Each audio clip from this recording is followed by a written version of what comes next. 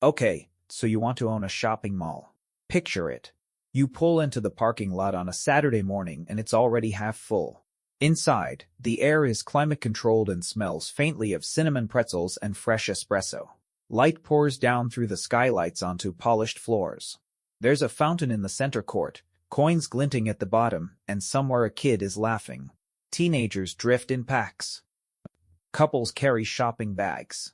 The food court hums, and every single one of those people, every footstep, every dollar they spend, flows through a building with your name on the deed. You're not selling shoes. You're not flipping burgers. You just own the room where all of it happens, and you collect a slice of everything. It feels like owning a small city that pays you rent. Passive. Prestigious. Permanent. That's the picture. That's what the brochure sells you. That's what the glossy real estate listing wants you to feel. Here's the problem. That building is not an asset that sits quietly and pays you. It's a living organism, and it can die. It can die slowly, one empty storefront at a time, until the fountain is switched off and the lights go dark and the only thing left in the parking lot is weeds pushing through the asphalt. In the United States alone, retail analysts at Credit Suisse predicted back in 2017 that as many as 20 to 25% of the country's roughly 1,100 enclosed malls would close within 5 years. Whole buildings the size of aircraft carriers. Gone. So let me reframe this for you right now, before we go a single step further. A shopping mall is not really a retail business. It is not really a landlord business either, not in the simple way you think. It's a foot traffic business that happens to be disguised as real estate. The building isn't the product. The crowd is the product. And the moment the crowd thins, everything you thought you owned starts to unwind. By the end of this, you'll understand exactly why the biggest tenant in your mall might pay you almost nothing, why the tiny shoe store pays you a fortune, why one department store closing can trigger a chain reaction that empties the whole building, and why the smartest, wealthiest people in this business aren't really betting on shopping at all. You'll understand why some malls print money for decades and others become the setting for horror movies. And you'll understand the single sentence, hidden in every lease, that can turn a thriving property into a bankruptcy filing. Let's get into it. Before we talk about money, we need to talk about what a shopping mall actually is. Because shopping mall is not one thing. It's a category that hides at least 4 completely different businesses wearing the same coat. First, there's the strip center. That's the little L-shaped or straight line of stores you pass on the way home, a nail salon, a pizza place, a dry cleaner, maybe a small grocery anchor. Cheap to build, cheap to run, boring, and honestly one of the more reliable things in commercial real estate. Second, there's the power center. That's the big box cluster. A Target, a Home Depot, a Best Buy, all sharing a giant parking lot. Those tenants sign long leases and mostly take care of their own buildings. Third, there's the lifestyle center. Open air, no roof over the walkways, fake Main Street with trees and benches and a wine bar. This is what developers pivoted to when the enclosed malls started dying. And fourth, the one you're actually dreaming about, the enclosed regional mall. The Cathedral. 2 floors, a glass ceiling, a food court, a couple of big department stores at the ends and 100 smaller shops in between. When people say, the mall, this is the mental image. And it is, by a wide margin, the hardest, most fragile, most capital-hungry version of this business to own. So that's the one we're going to focus on. Because if you understand the enclosed regional mall, you understand everything. Now, entry cost. What does it actually cost to buy the dream? Here's where the numbers stop being intuitive. A trophy mall, the kind in a wealthy suburb, packed, with luxury tenants and a waiting list, can trade for well over $1 billion. Real estate research firms like Green Street track this closely, and they sort malls into grades, A, B, C, and D. An A-grade mall is the Golden Goose.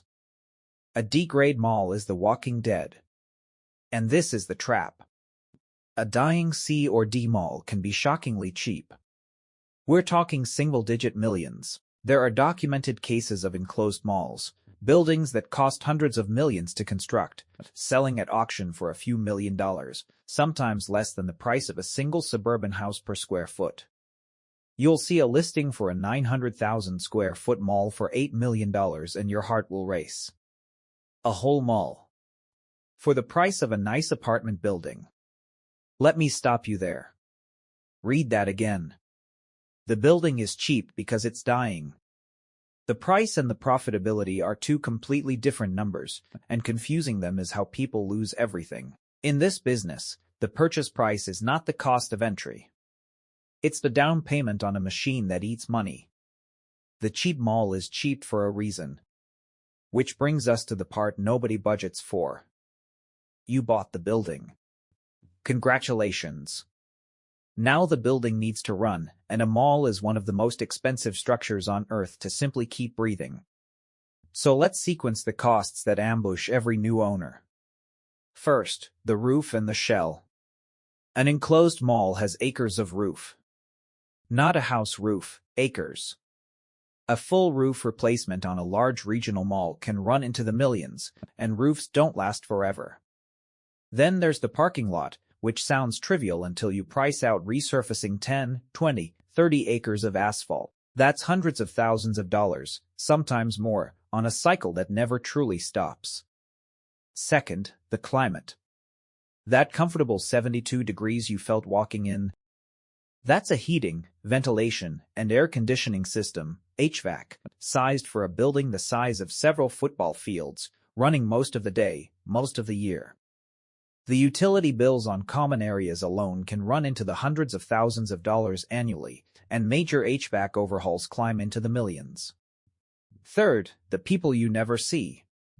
Security guards, janitorial crews cleaning miles of floor every single night.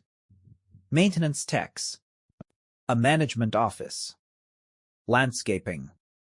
Trash hauling for a small mountain of garbage every day. This is a payroll, and it runs whether the stores are full or empty. Fourth, the invisible legal and financial layer. Property insurance on a giant, high-traffic public building, that's a serious annual number, and it's been climbing. Property taxes, which we'll come back to, can run into the millions per year for a large mall. And professional management, because you are not, I promise, going to hand-collect rent from 120 tenants yourself.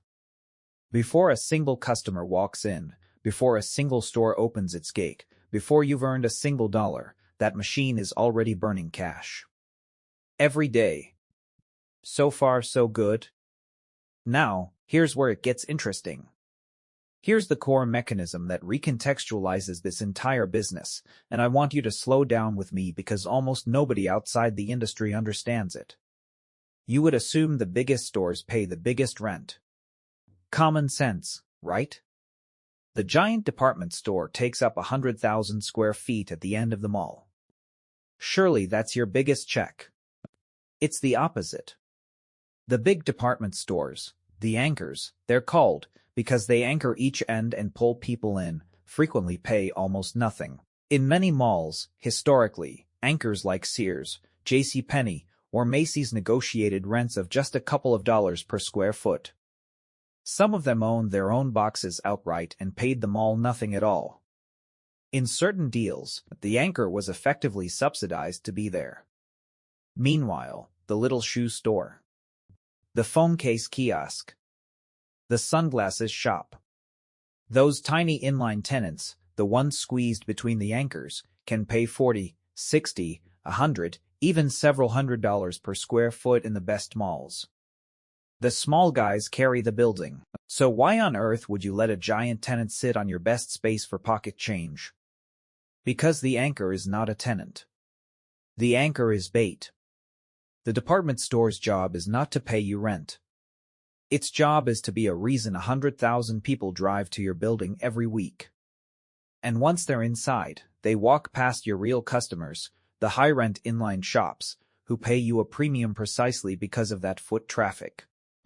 The anchor is a loss leader. It's the free sample that gets people in the door so the expensive stuff can sell itself. Let that land for a moment. The building isn't renting space. It's manufacturing foot traffic and then selling access to that foot traffic. The stores aren't your customers. The stores are your product, and the shoppers are the raw material. That's the whole game. And it explains the single most dangerous sentence in the mall business, buried in nearly every small tenant's lease. It's called a co-tenancy clause. In plain English, it says, I, the little tenant, only agree to pay you full rent as long as the anchors stay open. If a major anchor goes dark, my rent drops, or I get to walk away entirely. Do you see the trap now? The anchor pays you almost nothing but props up everyone who pays you everything. So when Sears closes one box, a tenant that was barely paying you anyway, it can legally trigger rent reductions and lease breaks across dozens of your paying tenants at once. You lose a tenant that paid you $2 a foot, and in exchange you lose the ones paying you $80. That's not a leak. That's a domino chain. And once it starts, it's brutally hard to stop. Okay, so with that understood, let's talk about how money actually comes in, because it arrives in distinct layers, not one simple rent check. The first layer is base rent. That's the minimum, contractually guaranteed amount every tenant pays per square foot, no matter what. This is your bedrock, your predictable income. The second layer is percentage rent, sometimes called overage rent, and it's beautiful when it works.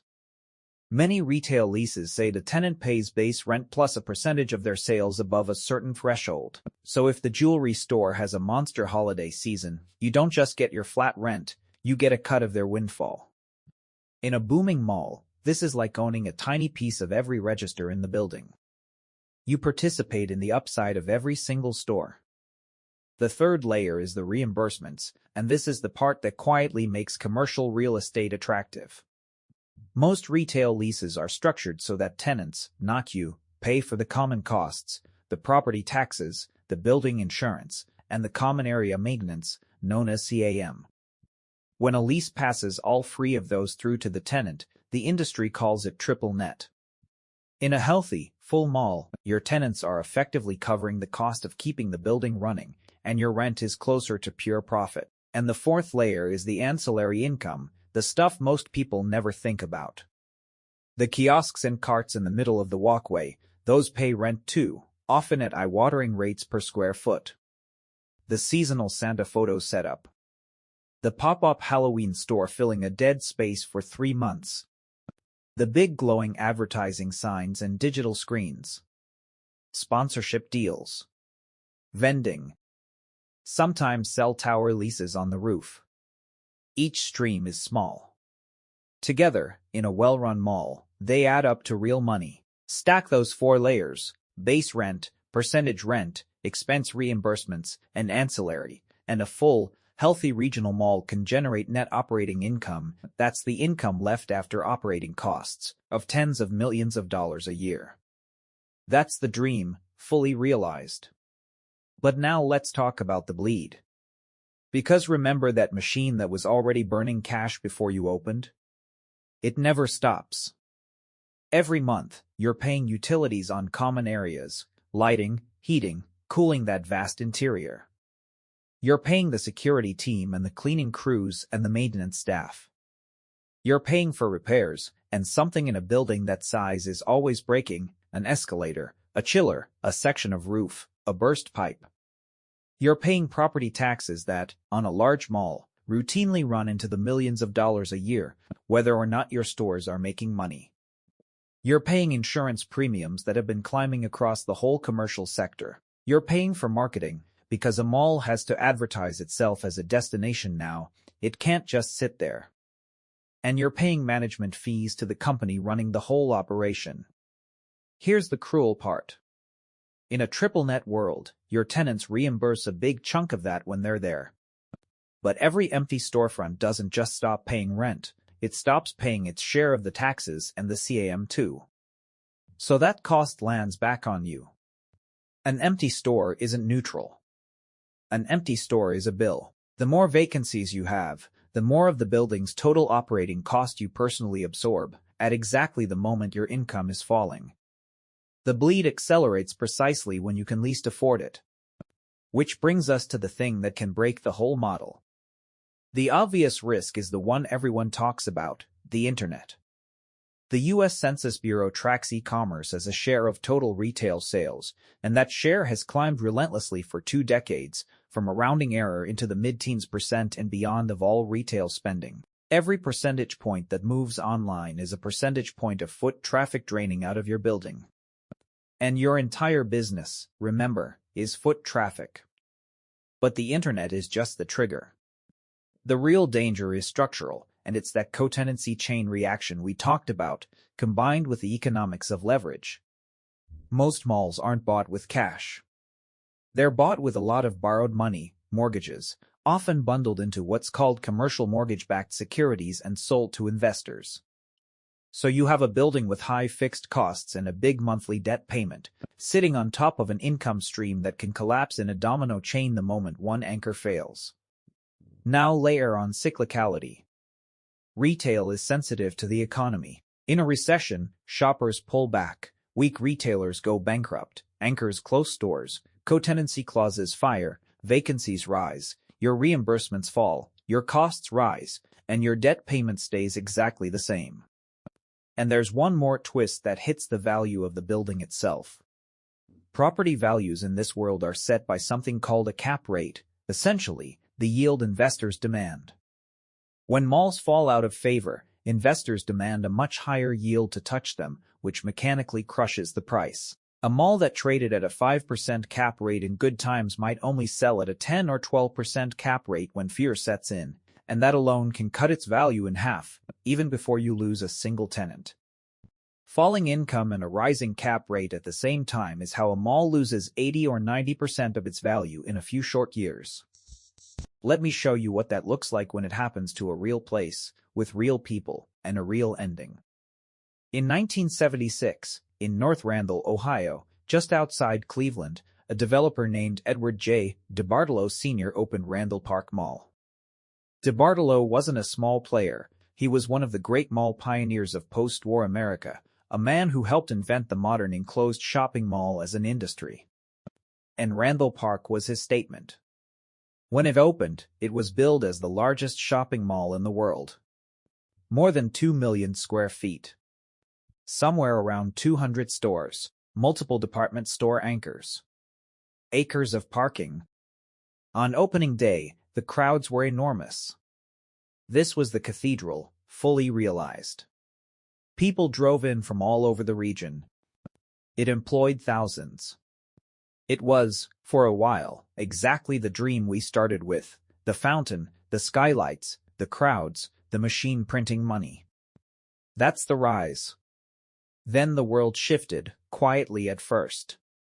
Competing malls opened in wealthier, closer suburbs, siphoning off the affluent shoppers. The demographics around North Randall changed. The regional economy softened. And one by one, the anchors began to wobble and pull back. And here's the thing about that co-tenancy chain we talked about, it doesn't announce itself. It just starts. An anchor closes. A few inline stores invoke their clauses and leave or cut rent.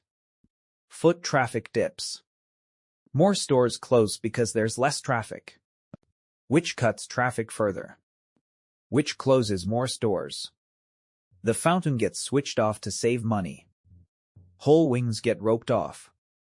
The security presence thins, the reputation sours, and now even loyal shoppers stop coming. By the 2000s, Randall Park, once the biggest mall on the planet, was a shell. The stores were mostly gone. And in 2009, barely 3 decades after it opened as the largest mall in the world, Randall Park Mall closed for good. It sat abandoned, a vast dark ruin, until it was finally demolished in the mid-2010s. And here's the lesson, the part that makes the whole story rhyme. What got built on that cleared land?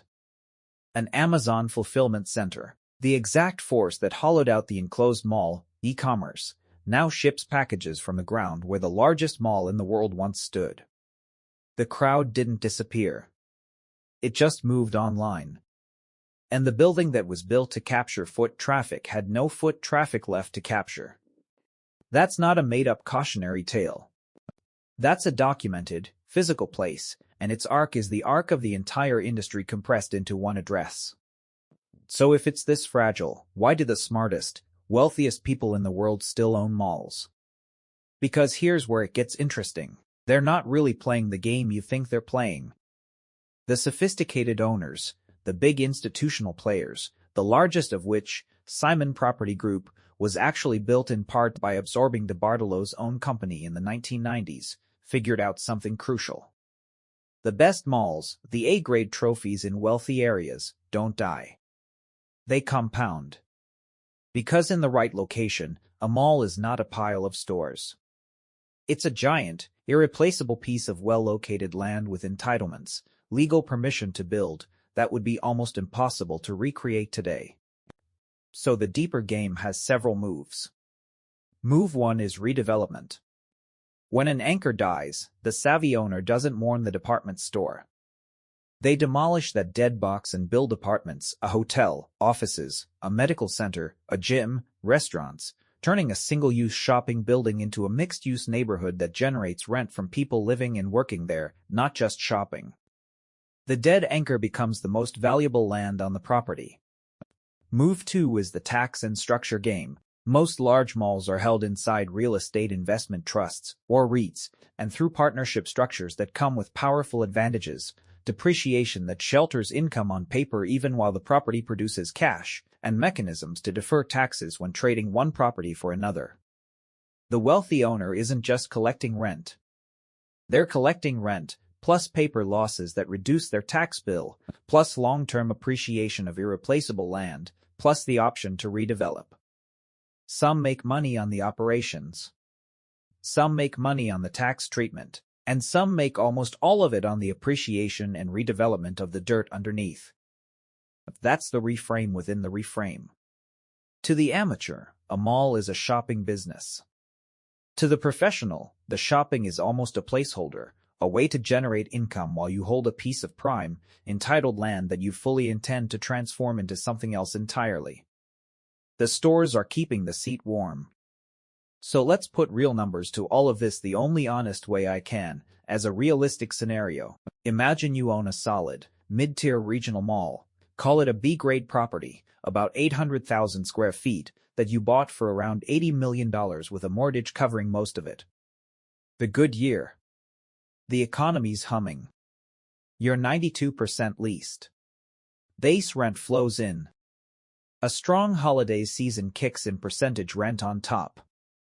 Your tenants are reimbursing the bulk of your taxes, insurance, and maintenance, so your operating margin holds. After all the operating costs, you're clearing net operating income somewhere in the range of $8 million.